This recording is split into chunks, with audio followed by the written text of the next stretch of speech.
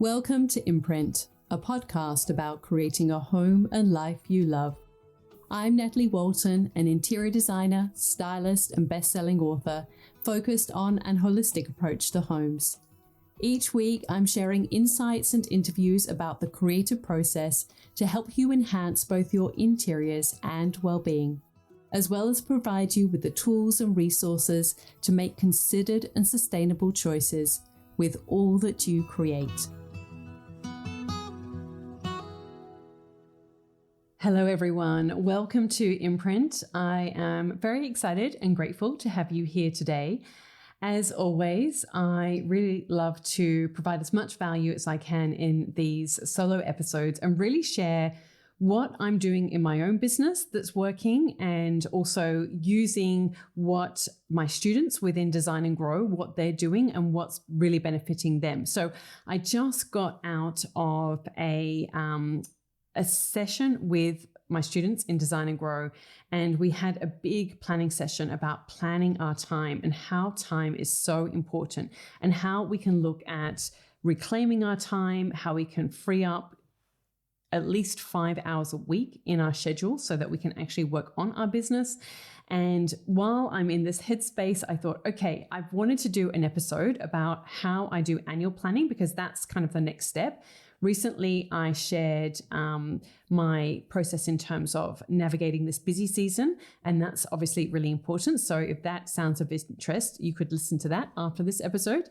But I would really say that for me, one of the keys to my success, both professionally and personally, as well as energetically, is being that I do one signal activity in November that really transforms my entire year. And every November, I set aside time to plan the year ahead, because I basically find that in January, I'm coming off the summer months and my head is just basically in a completely different headspace. It's like when you come back from a summer holiday, which that is what happens within Australia. I don't know if you've had that experience, but you're in this daze almost. You've had these beautiful, warm, summery days where you're maybe going to the beach or spending time in nature. You're not looking at your phone. You're not looking at your laptop. You're just completely immersed in the moment, spending time with family, with loved ones. Maybe you're exploring, you're going on adventures, you're traveling and seeing other parts of the world and experiencing other ways of living. And you come back and you feel so different to your everyday life. And there's a bit of a dissonance there. There's this just feels like I'm not quite fitting into, the round hole. Like it's sort of like trying to put a square peg in a round hole. And it's like, everything feels a little bit different. And maybe you're feeling a little bit fuzzy in the head. You don't have that part of your brain activated.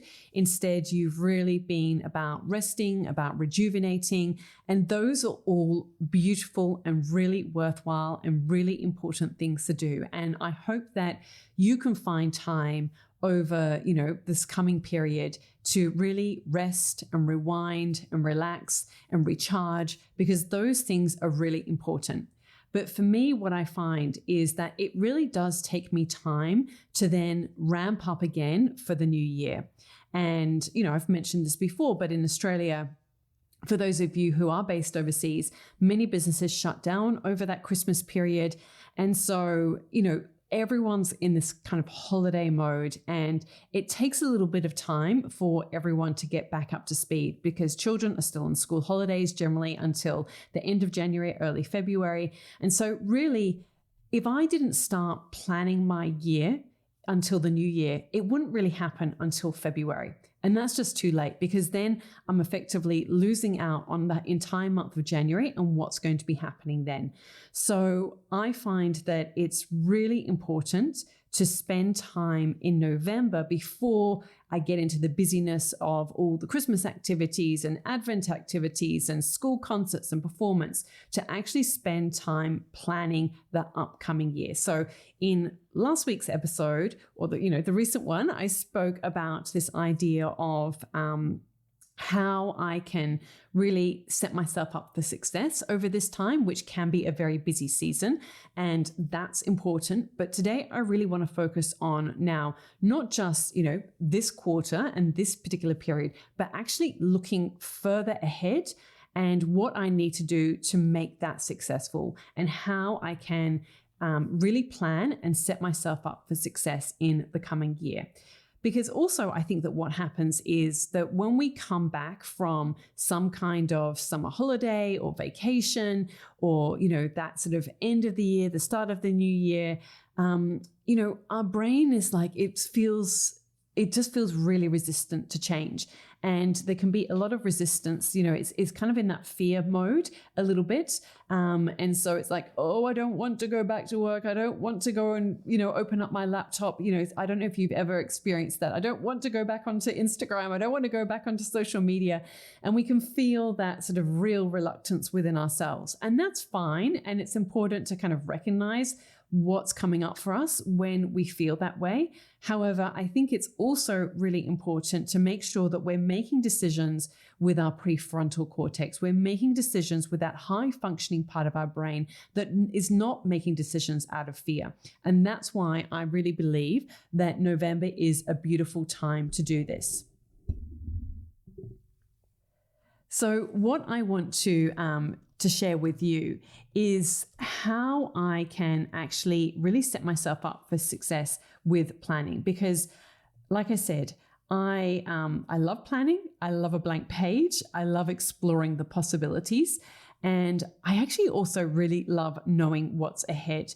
It really makes me feel at ease. And I wonder about for you, what makes you feel confident and also at ease as well within yourself about how you spend your time and how you plan your goals and set yourself those targets and create that vision for yourself.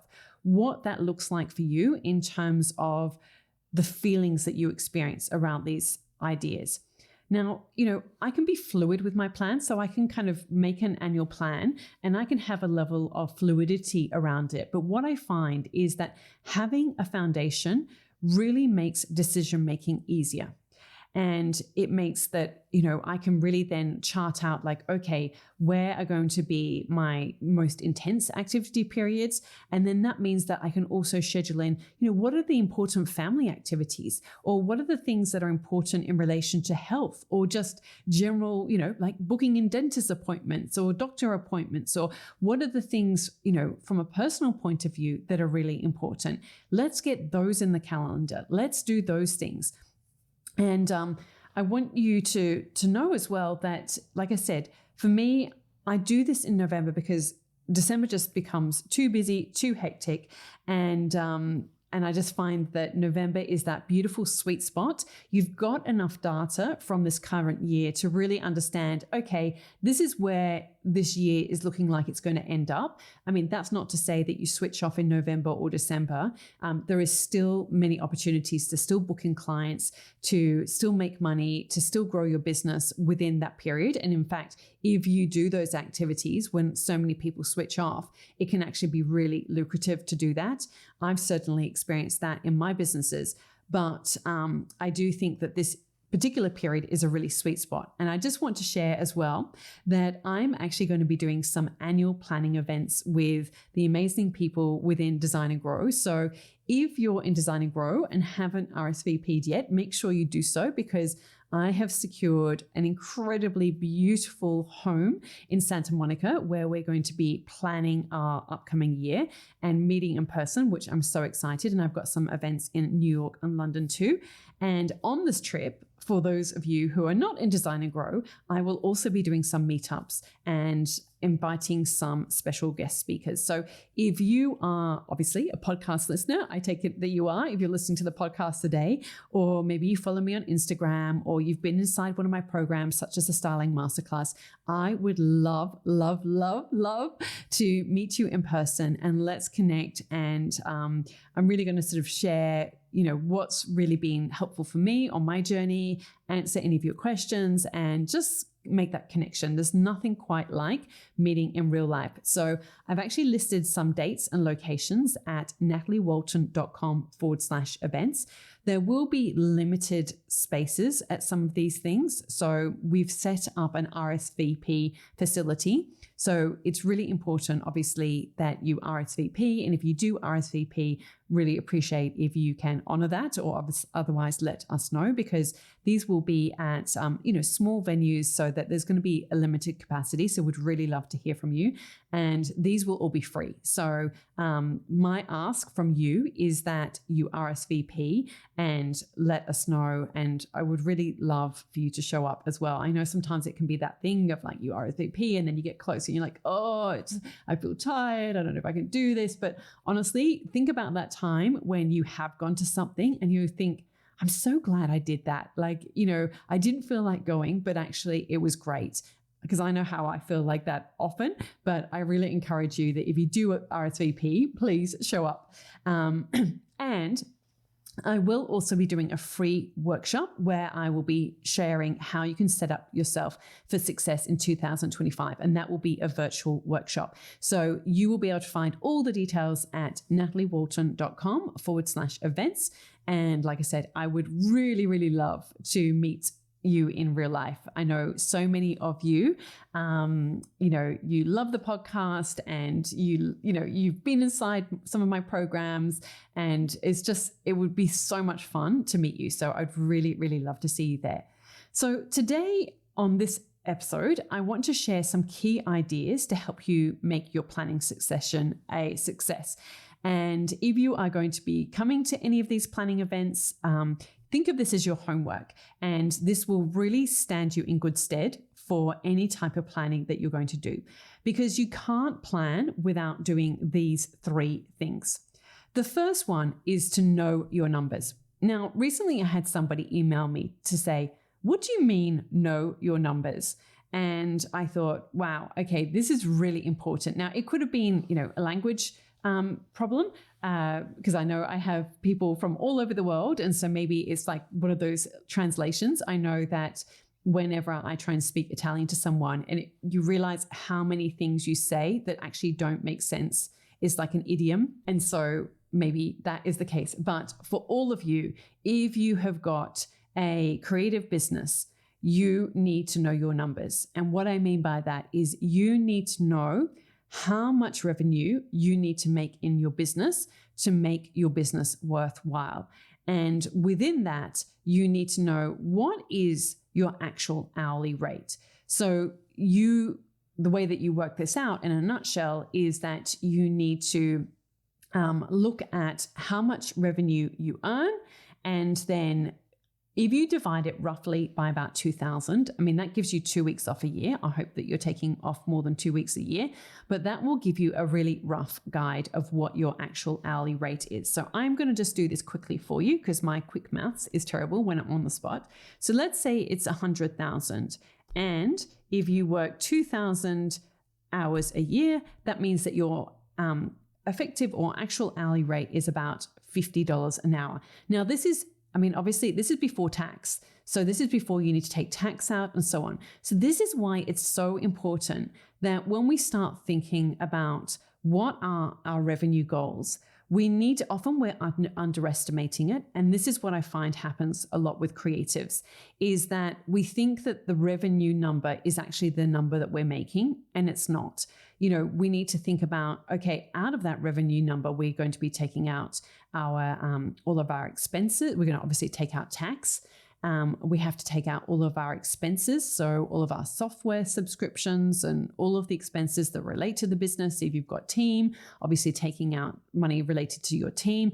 And so really looking at how much money do you really need to make to cover all of those costs. So for most of you, you are probably not making enough, and you're probably not setting your target high enough in relation to how much money you need to make. And I don't want you to freak out and think, oh my gosh, I feel like I'm already doing so much work and how can I even make more money? There are many, many ways that you can do this. And in one of these, the free virtual events that, like I said, we'll be adding the details to that events page. It will be probably one of the last entries on that page.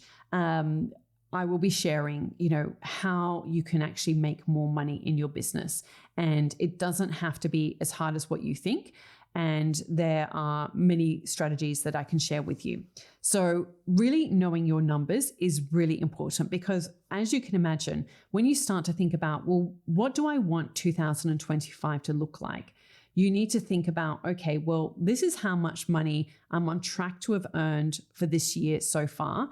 And even in Australia, even though we have a tax year that ends in June 30, on the one hand, if you are in Australia, you should now know your full numbers for the previous calendar year, for the previous tax year. So you should have a full set of numbers after all the expenses and all of that thing. So that can be a really good way to also be planning at this time of year as well, because you've got everything for yourself.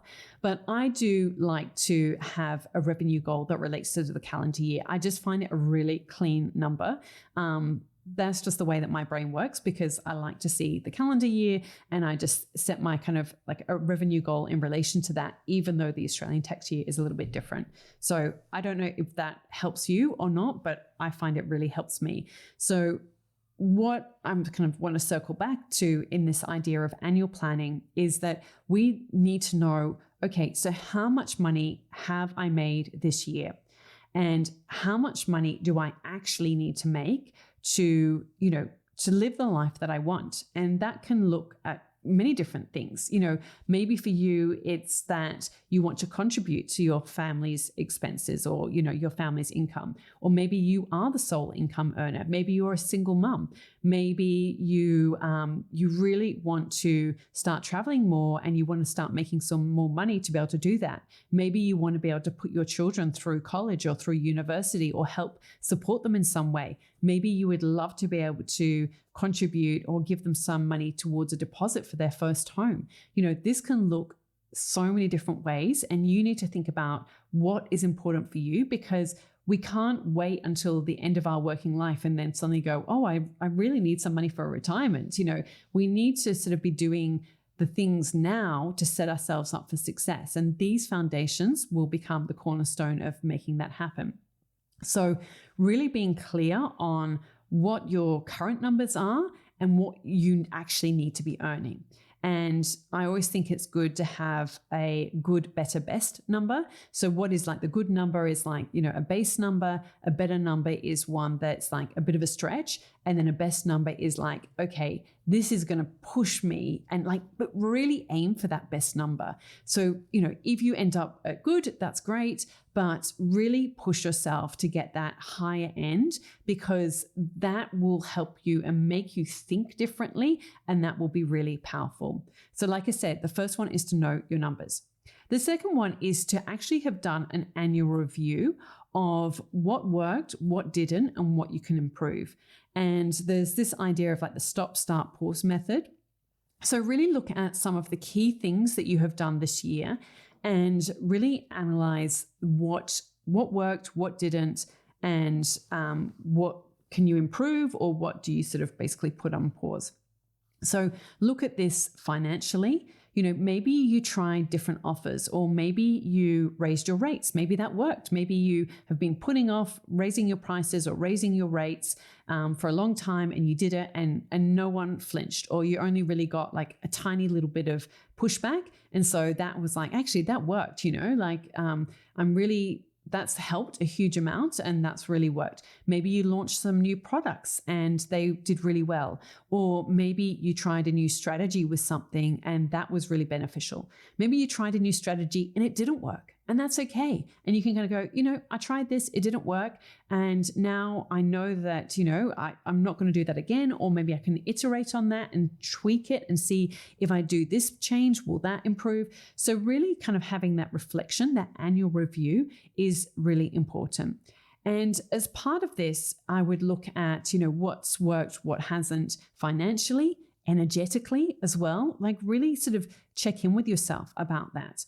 I would also, look at the key divisions of your business in terms of your offers, like the products that you've put out there, your leads/marketing, what has and hasn't worked in relation to that, your sales and your systems, the kind of the key areas. And these are the 4 key areas that we've been looking at in detail this year within Design and Grow. So we've kind of like, the first quarter was all about your offers, the second quarter was about marketing, third quarter was about sales, and this current quarter we're really focusing on systems. So they are really like the 4 key areas of your business that you really want to be analyzing and looking at in detail and looking at those different areas. And then I'd also suggest to you that you really look at, within yourself, what have been some roadblocks or pain points that you have experienced? Where have you felt resistance with yourself this year? Or where have you really struggled personally? And what can you learn about that? And how can you perhaps approach things differently as well? There is this great book called The Gap and the Gain. And he really talks about this idea of when we're talking about goals and planning, what often happens is that we're looking at this far off goal and we're always measuring ourselves against that. And we can sometimes feel like a failure because it's like, why aren't I there yet? But we don't actually measure backwards. We don't measure what we have done. And so this time of the year is a really great time to actually measure backwards and say, hey, what did work? What were the things that, I did make improvements on? Look at maybe where you started out with your Instagram following or your newsletter list or the number of clients you had, and reflect on, what have you learned? How have you invested in yourself this year, and how has that helped you grow? So really look at, what has worked as well. The third key area that is really important before you start any kind of annual planning process is to really clarify your vision. And what I mean by this is that we really need to be clear on where we want to go. So I have spoken about this in relation to, having a clear financial goal, and obviously that's part of it. But I would really recommend you think broader than that and really envisage what you want your life to look like. I find it really helpful to think about this in terms of 3-year periods. So if you're coming to this from afresh and thinking about, okay, what sort of vision do I want to create for myself? Really think about it in terms of what's your 3-year vision. Sometimes like a 10-year vision can feel too far off, although I do that. And it's crazy to look at, if I've got a 16-year-old son, in 10 years' time, he will be 26. My daughter will be 23. My other daughter will be 21, and my son will be 18. So it's actually not that far off, and they will all be grown-ups, which is crazy to think about. So it is good to just think for a moment about where will you be in 10 years' time, and what do you want that to look like, and what are your plans? And these kind of really relate to those sort of like really big decisions.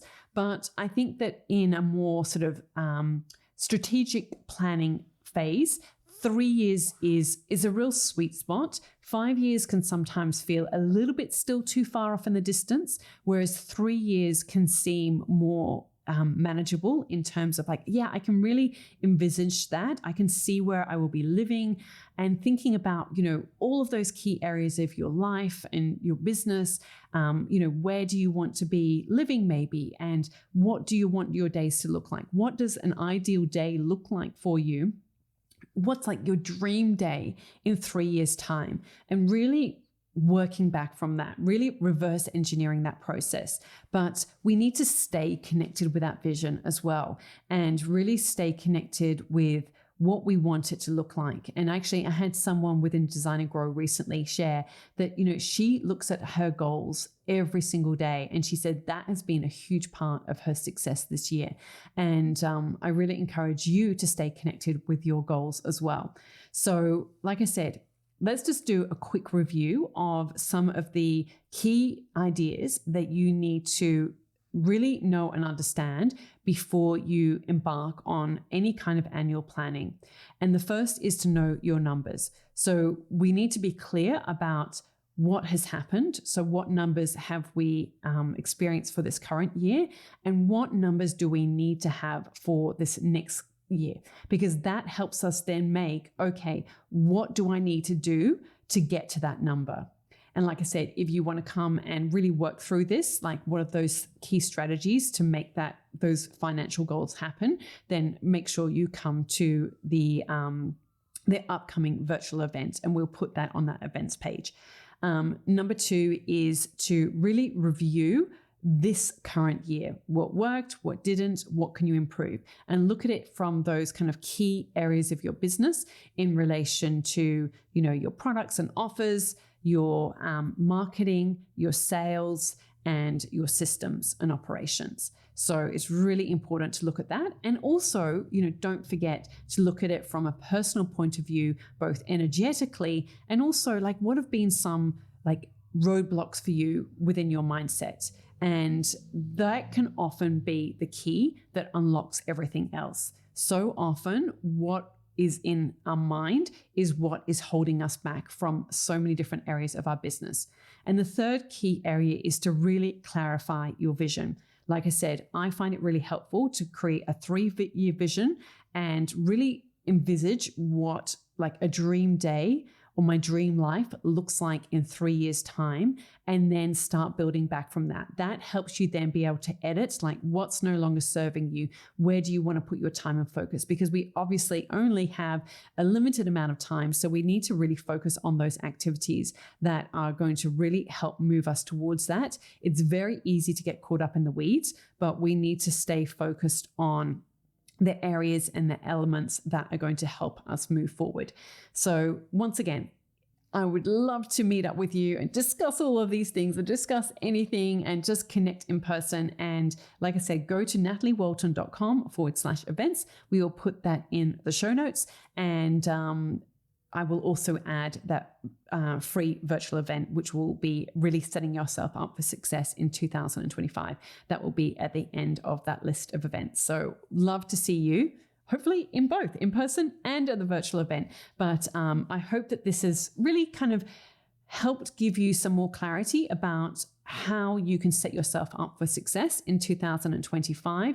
And as always, love to hear from you. So if you have found this episode valuable, give it a 5-star rating, leave a review. Always love reading your reviews on the podcast. Share it with a friend if you would like to maybe meet up together. That's actually a great way. Like if you're feeling a bit nervous about going to a meetup or an event in person because you're like, oh, I feel so awkward like going by myself, then bring a friend along, bring your sister along, bring your cousin or your best friend or someone that loves interiors and design, and they will all be at really beautiful spaces. So it will be fun. Trust me, it will be so much fun. And the same for the virtual event, bring a friend along to that, and then you can compare notes afterwards. So would love to connect with you there, nataliewalton.com/events, and hope you have a beautiful week. All right. Thanks so much. Bye. All of the links and info for this episode are at nataliewalton.com/podcast. Don't forget to subscribe so that you can get a direct download of the latest episode. And I really appreciate when you take a minute to rate and review, as well as share the love with someone you know who might benefit from this episode, or on social media. If you'd like to access a range of free resources, come visit my website, nataliewalton.com. Thank you to Jaeger Media for producing this podcast. And I would also like to acknowledge the people of the Bundjalung Nation where it was recorded, and pay my respects to elders past, present, and emerging. I look forward to connecting again soon. I'm Natalie Walton, and you've been listening to Imprint.